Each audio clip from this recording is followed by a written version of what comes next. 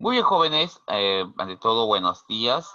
Como pueden observar en la imagen, el tema que vamos a desarrollar a continuación es la expansión europea, ¿no?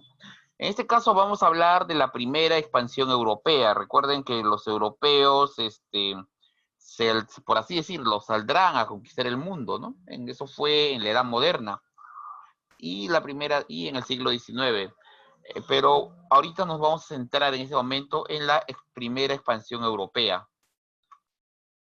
¿Cómo empieza todo esto? Centrémonos en una fecha, 29 de mayo de 1453.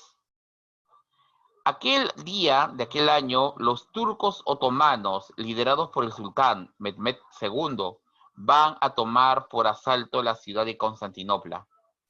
Constantinopla, que había sido, ¿no?, la capital del antiguo Imperio Romano de Oriente o Imperio Bizantino, ahora se encontraba rodeada por el imponente ejército turco. El último gobernante de Constantinopla, el emperador Constantino XI, último gobernante del imperio, último emperador bizantino y último gobernante de esta ciudad, hizo todo lo posible por defender su ciudad.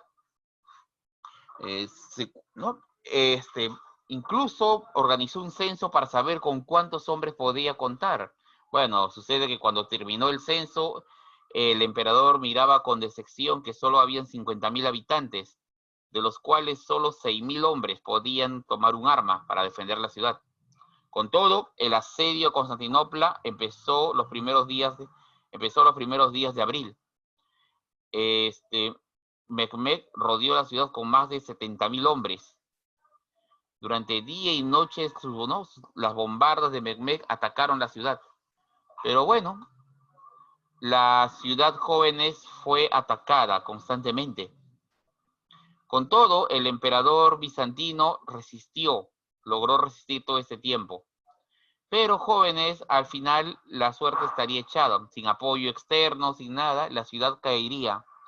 Las imponentes murallas, ¿no?, no lograrían contener el avance de los turcos. Sabemos que el emperador murió en plena batalla, murió durante la toma, murió defendiendo su ciudad. Sabemos que nunca se encontró su cuerpo, sabemos todo eso, chicos.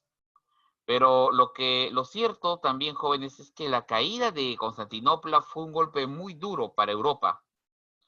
Va a significar, bueno, va a traer como primera y grave consecuencia la interrupción del comercio entre los reinos europeos con Oriente. De esta manera, las riquezas de Oriente dejarán de fluir a Occidente. Estamos hablando de las especias, ¿ya? Acá tenemos, jóvenes, las especias. Chicos, si yo te digo las especias, ¿de qué estamos hablando? A ver, jóvenes, ¿qué me dirían ustedes? Orégano, Muy bien, pero en una sola palabra todo esto. Ahí tenemos pimienta. condimentos, Condimentos. Muy condimentos. bien. Estamos hablando de las especias, los condimentos. Jóvenes, en aquella época las especias eran muy codiciadas, traídas desde el lejano oriente, desde la India, desde China. Jóvenes, los europeos pagaban altos precios por estos insumos. Para que entiendas la gravedad del asunto, creo que esto ya lo habíamos discutido en las cruzadas, ¿no? La importancia de las especias. Pero si todavía no lo entiendes, te lo voy a decir de esta manera. En aquella época, una libra de canela, es decir, 430 gramos de canela, valía más que la vida de un hombre en aquella época. Y era un negocio lucrativo. Y de pronto los turcos interrumpen el comercio. Chicos, el problema es que Europa se encontraba algo debilitada para iniciar la guerra. La caída de Constantinopla, jóvenes, como pueden observar, significará también el fin de la Edad Media y el inicio de la Edad Moderna. Ese es también otro hecho que trae como consecuencia la caída de esta ciudad. Bueno, todo esto, jóvenes, va a motivar a los nacientes reinos europeos a buscar una nueva ruta de comercio hacia la India y hacia China. A ver, para que lo entiendas de esta manera. La caída de Constantinopla, ¿ya? La caída de esta ciudad que fuese capital del Imperio Bizantino a manos del sultán Mehmed II, ¿ya?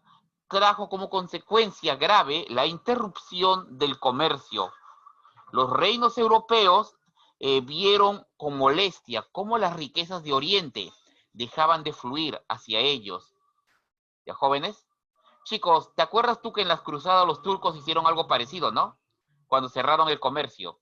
Jóvenes, a ver, la clase pasada, ¿qué pasó cuando los turcos cerraron el comercio? ¿Cómo reaccionaron los líderes europeos? A ver, chicos, ¿me responden? ¿Cómo reaccionaron los líderes europeos? A ver, Capurro, Salazar, Ruiz, ¿cómo reaccionaron?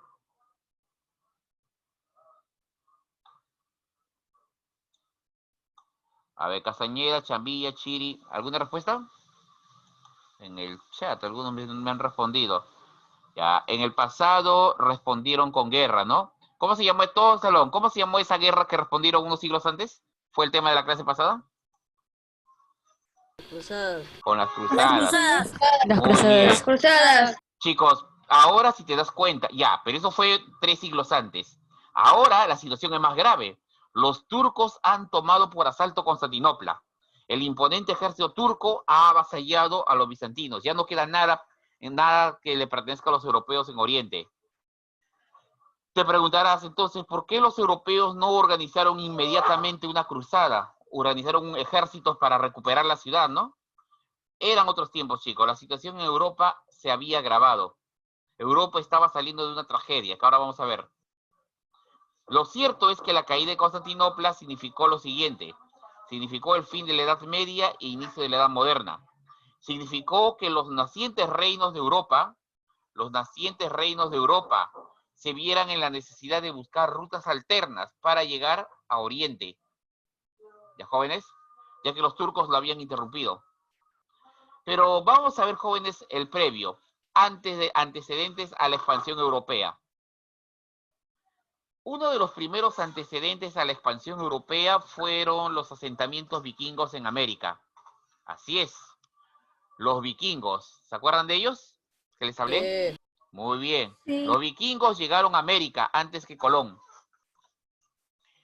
En el siglo XI, perdón, los vikingos, ¿no? Eric el Rojo y Leif Erikson surcaron el Atlántico. 500 años antes que Colón llegara a América, los vikingos llegaron al continente, ¿ya? Eric el Rojo, por ejemplo, partió desde Islandia y de ahí descubrió la isla de Groenlandia y bordeó Groenlandia y llegó hasta Ghana, a lo que hoy en día es Canadá. La labor de Eric el Rojo fue terminada por Leif Erikson, quien en lo que hoy en día es Canadá fundó Vinland, la llamada Tierra del Vino. ¿Ya? Eso fue en Terranova, Canadá. Entonces, los vikingos llegaron antes de Colón a América, 500 años antes. ¿Ya? Se encontraron con, ¿no? Y tuvieron relaciones con los nativos. Chicos, pero ¿qué pasó? Bueno, no sabemos exactamente qué pasó. Hay varias teorías al respecto. Algunas teorías hablan de que el clima se hizo más frío y las bases vikingas que permitían, ¿no? mantener el contacto con Europa fueron desbordadas por el glaciar, por el frío, y tuvieron que ser abandonadas, lo cual cortó toda comunicación con América. Otra, jóvenes, es de que hubo una guerra entre vikingos y los indígenas. Y bueno, los indios del norte de América no eran precisamente pacíficos. Una cosa es cierta, jóvenes, los vikingos, los vikingos llegaron primero, eso está comprobado. Dejaron construcciones, se han encontrado hasta barcos vikingos, ruinas, restos de los barcos vikingos en América, incluso el entierro de un jefe vikingo. ¿No? Acá tenemos jóvenes un drakat. Lo que ven en imágenes, joven, es un drakat, es una nave vikinga, No sé a qué les parece. Es pequeña, pero fuerte. Y aunque no lo... Profe, Dime. he notado algo, profe. En su bandera de su barco hay dragones. Exacto. ¿Ellos también creían en dragones, profe? Hijo, la nave se llama Drakat, que en la lengua escandinava significa dragón. Solo miren la cabeza de la nave. Parece En forma de dragón. parece un Exacto. reptil. Profe, Exacto, parece chicos. Esa es la idea de los vikingos. Es la mitología, por si acaso, al chico que preguntó si habían dragones, es la mitología nórdica. Si les interesa, jóvenes, lo que pasa es que antiguamente encontraban huesos de dinosaurios y no sabían cómo explicarlo, así que lo más obvio en su imaginación fue creer la existencia de dragones. Fue por los huesos de dinosaurios que encontraban en el pasado. Pero sigamos. Acá tenemos, chicos, el mapa que recorrieron los jefes vikingos. Eric el Rojo, Berger, aquí están los capitanes, los navegantes vikingos. Berlin Borges, Eric el Rojo, Bergin Herholm Fonson, bueno, se pronuncia Leif Erikson y Thorfinn Karlfeldt. Son los jefes vikingos que surcaron el Atlántico. Y si tú te das cuenta, el Atlántico Norte se pueden salir de Europa y saltar a Islandia, luego a Groenlandia y luego seguir navegando hasta Baffin y finalmente América del Norte o Terranova. El nombre que recibió este lugar fue Terranova, que en castellano significa Tierra Nueva. Pero como les dije, se perdió toda comunicación. Algunos expertos hablan de que las cartas vikingas quedaron como un secreto y que llegó a oídos de Colón. Dado que la esposa de Colón tenía ascendencia noruega, es probable que la mujer haya tenido algún documento o acceso a algún conocimiento que le haya transmitido a su esposo. Pero bueno. Otro célebre viajero fue Marco Polo. Chicos, aquí tenemos la ruta de Marco Polo. Miren, todos sus viajes. Él era veneciano. La historia cuenta que Marco Polo, un joven de 18 años, tú sabes, un joven de 18 años que estaba aburrido en Venecia, quería vivir la vida, la aventura, accedió a acompañar a su tío a un viaje a Constantinopla, aquí, de Venecia, lo acompañó acá a Constantinopla. Pero su afán de aventura hizo que Marco Polo siguiera la ruta de la seda, ¿no? Hiciera que siguiera la ruta de la seda. Y de esta manera le permitió conocer, jóvenes, los territorios de Oriente. Marco Polo conoció Asia. ¿Sí, chicos? Marco Polo conoció China, Japón, los territorios de Oriente. Cuando Marco Polo llegó a China, conoció a este hombre, el Gran Khan, ¿no? Conoció al Gran Khan, Kublai Khan.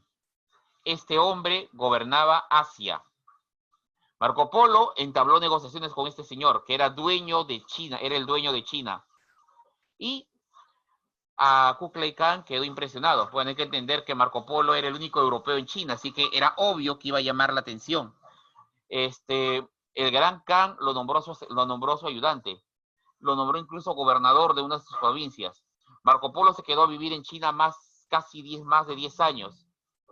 Entonces, hace cuenta 20 años la estancia de Marco Polo en Asia.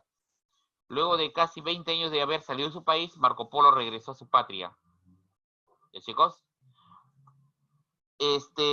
Marco Polo, por ejemplo, visitó Cathay, eso es China, Zipango, Japón, y Calicut, que eso es la India. Son los territorios que Marco Polo visitó. ¿Ya, jóvenes? Chicos, a ver, para que me entiendan, salió a los 18, 10 años en China, pero otros 10 años recorriendo todo Asia, 20 años de su vida. Regresó a su patria entre los 38, ¿entre cuánto? Entre los 38 años. 38 a 40 años regresó a su patria. ¿Me entienden? El viaje dura 2 años, los viajes. El gran Marco Polo regresó a su tierra natal. ¿Ya? Ahora, cuando Marco Polo regresó a su patria, cuando regresó a Venecia, tuvo la mala suerte de que cuando él llegó, Venecia estaba en guerra con Génova, con las ciudades italianas. ¿Ya, jóvenes? Venecia estaba en guerra con las ciudades italianas. Y bueno, a Marco Polo, cuando llega a Venecia, se le entrega una nave de guerra. con la orden de que combata con los genoveses. El problema es que le fue tan mal en el combate que su nave y toda la tripulación cayó prisionera. Marco Polo fue llevado a prisión, ¿no? Era prisionero de guerra. Pero para no desesperar a sus compañeros, a sus soldados y a sus, ¿no? Marco Polo comenzó a narrarles sus aventuras que vivió en Asia. Pronto, de distintos lugares de la ciudad de Génova llegaban gente, burgueses, nobles, curas, sacerdotes, para escuchar a Marco Polo narrar sus aventuras. Marco Polo les habló de cosas impresionantes. Chicos, Marco Polo les dijo, allá en Asia, en China, hay una criatura gigante que tiene color blanco y negro y tiene forma de oso. ¿De qué animalito le estaba hablando? Panda. El oso panda. El oso panda. Chicos, ¿tú crees que los europeos conocían al oso panda en aquella época? No. No. Les habló de los tigres, de los camellos, les habló de los elefantes, criaturas que los europeos habían dejado de ver o que solamente conocían por leyendas. El gran Marco Polo informó a todos. Cuando terminó la guerra, Marco Polo fue liberado. Uno de sus compañeros había estado escribiendo todo lo que Marco Polo contaba. Le informó a su compañero Marco Polo que había escrito todas sus memorias y que Marco Polo se debía llevarlo. Marco Polo se la regaló. Su compañero publicaría las memorias de Marco Polo con el nombre de El Millón de Aventuras. Esta obra fue la inspiración de los jóvenes de Europa de aquellos siglos, que buscaban, ¿no?, recorrer el mundo, buscando las tierras que Marco Polo había recorrido, ¿ya? Querían conocer a los canes, a los chinos. Es que no tenían noción de quiénes eran los chinos. Bueno, estos son jóvenes los antecedentes a la expedición europea. Pero veamos qué factores favorecieron la expansión europea, ¿ya? Veamos qué factores. Primero, chicos, ¿te acuerdas que yo te dije que había caído Constantinopla y los europeos no pudieron organizarse? Es que, jóvenes, Europa estaba saliendo de los efectos terribles de la peste negra. ¿Has escuchado hablar de la peste negra? Sí, la peste bubónica, la enfermedad. Chicos, ¿quiénes son estos señores que están acá? Los doctores. Los doctores. De aquella época, ¿no? Profe, nunca entendí de qué trata la peste negra. ¿Cómo es? La peste negra fue una epidemia terrible que asoló el mundo. Para que lo entiendan, dime. Profe, ¿Te escucho? mató a más de 1.000 millones de personas. Ya, vamos a poner cifra. Chicos, la población europea en aquella época habrá sido ¿cuánto? Más de 100 millones de habitantes. Se bajó de cada 10 personas mató a 7. ¿Me entiendes? Hasta el día de hoy ninguna enfermedad ha logrado compararse con la peste negra. No. Ninguna enfermedad se ha comparado con ella. Mató a 7 de cada 10. Con esos, imagínate, tú cuentas tus compañeritos, 10 compañeritos, 7 se nos van y solo quedan 3. ¿Ya? La epidemia fue terrible. La peste negra se basa en que aparecen erupciones en el cuerpo, ¿no? Como granos o pus de color negro. Así es.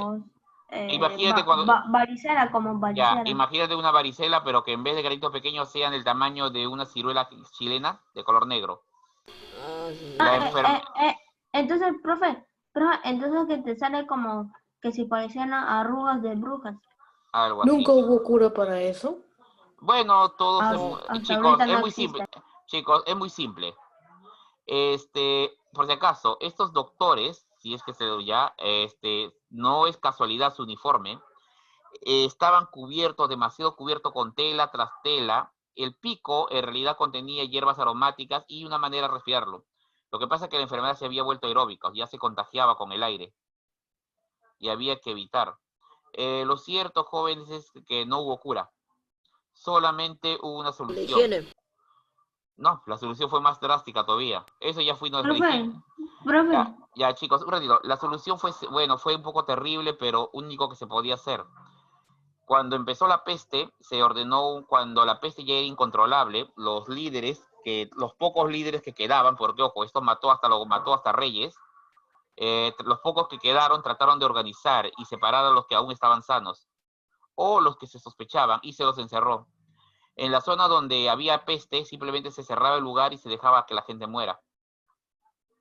Ahí empieza la llamada cuarentena. La primera cuarentena fue esa. Durante 40 días se cerraban las poblaciones. A ver, las zonas donde había un enfermo estaban condenadas. Simplemente morirían ahí. Y las zonas donde no había enfermos, enhorabuena, se salvaban. La misión de estos señores era ir y verificar en qué zonas había enfermos y en qué zonas no. De esa manera la epidemia desapareció. Fue la única forma. Pero el daño fue grave. Chicos, habían pasado 30 años del fin de la peste negra, o 20 años desde que había acabado, 20 años desde que había acabado la peste, el último ataque de peste a Europa, cuando los turcos asaltaron Constantinopla. Pregunta, ¿los europeos tenían gente para armar la guerra? ¿Tenían personal? Profe, su audio se escucha entrecortado. Ya, ok. Ah, Yo lo escucho sí, bien. ahora sí. Ya regresó, chicos. Fue un bajón de la red, acabo de darme cuenta que fue un bajón de la red. Ya, chicos, los líderes, cuando los turcos atacaron Europa, Europa estaba saliendo de la peste negra. ¿Ya, jóvenes? Europa salía de la peste negra. Es decir, estaban todavía recuperándose. Ahora, 50 años después, la población europea comenzó nuevamente a incrementar su número. Comenzaron a recuperarse. ¿Ya? Empezaron a recuperarse. Hubo mejoras. Las monarquías, los reyes, recuperaron su poder y empezaron a controlar el Estado nuevamente. ¿Ya, chicos? Los dos primeros reinos más poderosos eran Portugal y España. Son los primeros reinos. Ahora, Portugal fue uno de los primeros estados europeos en consolidarse. A esto se le suma la llamada ventaja ibérica. ¿Por qué? Chicos, Portugal tenía acceso. Miren, pueden ver el mapa, por favor. Portugal tiene acceso al Atlántico y acceso al mar Mediterráneo. ¿Ya? Los portugueses. Y esto que ves aquí es España. España todavía estaba en proceso de unificación. Esto es la corona de Castilla. ¿Ya, chicos? Esto es el reino de Castilla, el reino de Aragón, el reino de Navarra y el último reducto musulmán en España, Granada. Chicos, capital del reino de Castilla, ¿cuál es? Ya, más fácil. Capital de Aragón, no sabe. Chicos, el clásico en España. A ver, un caballero que responda.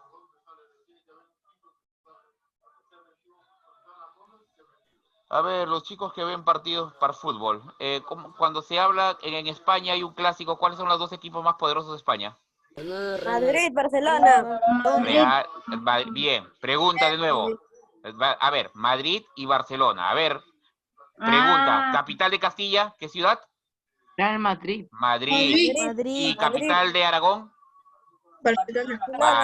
Barcelona. Chicos, Barcelona. los dos reinos más poderosos de la España de aquella época eran Castilla y Aragón, con sus respectivas cortes, la corte de Madrid, la corte de Barcelona, ¿no? Y la idea era que tenían que unirse. ¿Ya, chicos? Pregunta, ¿quién ganó la pugna política? O sea, ¿quién se impuso? ¿Madrid o Barcelona? Madrid. Madrid. Sí, Madrid ganó. Madrid por el tamaño, profe. Sí, pero pregunta, ¿la gente de Barcelona se quedó tranquila? No. Hasta el día de hoy, ¿no? Se enfurecieron. Sí, pero son un solo país, hasta el día de hoy están todavía discutiendo eso. Pero bueno, dejemos eso de lado. Ya, chicos, centrémonos en Portugal. Portugal tiene una gran ventaja, ya que va a poder salir al Atlántico y al Mediterráneo. ¿Ya? Ahora, se van a observar progresos en la navegación. Aparecen nuevas embarcaciones. Aquí tenemos, jóvenes, una carabela. Esto que ves aquí es la carabela. Chicos, aunque no lo crean, la carabela no es una nave grande. Tiene la altura de 1,5 pisos. Y el ancho, ¿qué te puedo decir? Unos 20 metros a 25 metros de largo. ¿Qué te parece? No es una nave grande. con una capacidad para 50 hombres. Ah, sí. En las carabelas jóvenes viajaban a 50, por lo general viajaban entre 50 adultos y unos 7, 8 niños. Si te preguntas por qué o para qué, creo que había que ser muy pequeño y más ligero para estar acá arriba, ¿no? Imagínate, chico, imagínate que tú estás en este barco y te ordenan subir acá, ser el vigía. Bien, sigamos. Esto que ves aquí es un nao. Es una nave más grande que la carabela. ¿Ya, chicos? Miren, es más grande. Mira que acá hay un solo mástil, acá tiene 2. 2 mástiles. Así es más grande. Tiene más capacidad de gente. Cristóbal Colón, cuando vino a América, vino trayendo 2 carabelas y una nao. ¿Ya, chicos? Cristóbal Colón trajo 2 carabelas y una nao. El problema es que la gente se quedó con la idea de carabelas, pero no, eran 2 carabelas, la Niña y la Pinta, y la Santa María era una nao, ¿ya? Un barco grande. Eso lo vamos a ver la próxima semana, en los viajes de Colón. Aparecen nuevos elementos para navegación. Por ejemplo, tenemos la brújula y el astrolabio. Pregunta, ¿en qué país apareció la brújula por primera vez, chicos? En China. En China. Los chinos habían inventado la brújula. Profe, ¿Sí? en el tema de China nos había dicho que inventaron la brújula. La brújula, ¿no? El papel. La pólvora. Acá tenemos, chicos. Jóvenes, acá tenemos la pólvora. Una mezcla de flagrante. Y chicos, a los que les interese, acá está la fórmula de la pólvora. Carbón, azufre y salitre. Se mezclan esos 3 elementos y obtienes la pólvora. La famosa pólvora negra. ¿Los chinos para qué lo usaron originalmente? Para fuegos artificiales. Fuegos artificiales. Artificiales. Así es. Y pregunta, ¿los europeos para qué lo usaron? La granada. Para armas de fuego. Para armas de fuego. En realidad, chicos, la pólvora pronto se dieron, los gobernantes de aquella época pronto se dieron cuenta de sus cualidades. En realidad, para ser justo, los chinos también, muchos líderes chinos también se dieron cuenta. Muchos líderes chinos también se dieron cuenta de que la pólvora era muy útil y empezaron a usarla para las armas. Solo que la evolución en armamento fue más fuerte en Europa. Los europeos tuvieron, digamos, mayor creatividad. Ahora, pero si tú te preguntas... y hicieron francotiradores. Ahora, si tú te preguntas, ¿por qué el equipo militar desarrolló... ¿Te has dado cuenta que los europeos siempre tenían mejores armas? Sí. Lo que pasa es que los europeos paraban constantemente en guerra. La guerra era algo normal. Solo imagina, ¿te acuerdas que te hablé de la Edad Media? Te hablé de algo muy curioso. No te expliqué de los castillos. Tú sabes que en Europa, en la Edad Media, en este periodo, ¿te acuerdas? La armadura de los caballeros templarios, su armadura y los castillos. Sí. Chicos, para que ellos llegaran a ese nivel, todo empezó durante las guerras que vivió Europa, durante el Imperio Romano y posterior a la Edad Media, la gente para protegerse de los bárbaros construyeron castillos, pero los primeros castillos, aunque no lo creas, eran de madera. Sí, parece gracioso, pero pensaron que una fortaleza de madera los protegería. Los bárbaros quemaron el lugar fácilmente. Así que los sobrevivientes al incendio reconstruyeron el castillo, pero esta vez forraron la madera con barro y estuco. Así, de esta manera ya no era inflamable. Pero los bárbaros, al darse cuenta que no podían quemarlo fácilmente, trajeron arietes y empezaron a romper las murallas y entraron. Los sobrevivientes lo sopesaron muy bien y empezaron a construir con piedra.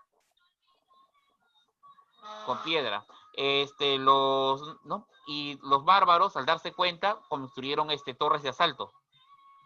Así que nuevamente el castillo cayó. Los sobrevivientes reconstruyeron el castillo y esta vez le colocaron fosos.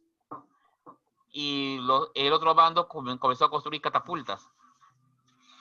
Se dan cuenta cómo va evolucionando, ¿no? Cómo va evolucionando la defensa y el ataque.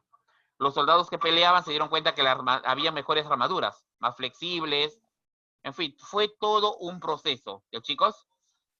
Fue todo un proceso. Hasta llegar a las armaduras de Profe, los caballeros entonces de esos de ahí abajo son piedras, ¿no? Hasta llegar a la armadura. Cuando llegaron a la armadura europea del siglo XV parecía perfecta, que en efecto las armaduras europeas son perfectas. La armadura, por ejemplo, que trajeron los españoles es lo último que quedaba, lo último de tecnología militar europea. Una pregunta muy sencilla, a ver, para que vayan pensando. Chicos, los españoles vinieron al Perú con sus armaduras. Pregunta, ¿quién ganaría una pelea? ¿Un samurái japonés o un soldado español? Me responden cuando regresemos de la clase, ¿ya? Pero piensen, investiguen. Pero vayan pensando, piensen muy bien y, ojo, es una pregunta interesante para que veas hasta dónde llega la evolución de armas. Ya, chicos, los chinos inventaron la pólvora y trataron de darle uso militar, pero los europeos le dieron un uso un poquito, digamos, que tuvieron un poco más de creatividad. Mira lo que empezaron a fabricar. Las catapultas y los cañones. Son cañones, ya, esos son cañones. Algunos eran para derribar murallas, otros para acabar con gente a larga distancia. Estos son los restos de los cañones, ¿no? Ya, chicos, ¿regresamos en 10 minutos? Sí, regresamos en 10 minutos, chicos. Dejamos de compartir y regresamos en 10 minutos. Ya. 10 minutos, jóvenes, ok, finalizamos.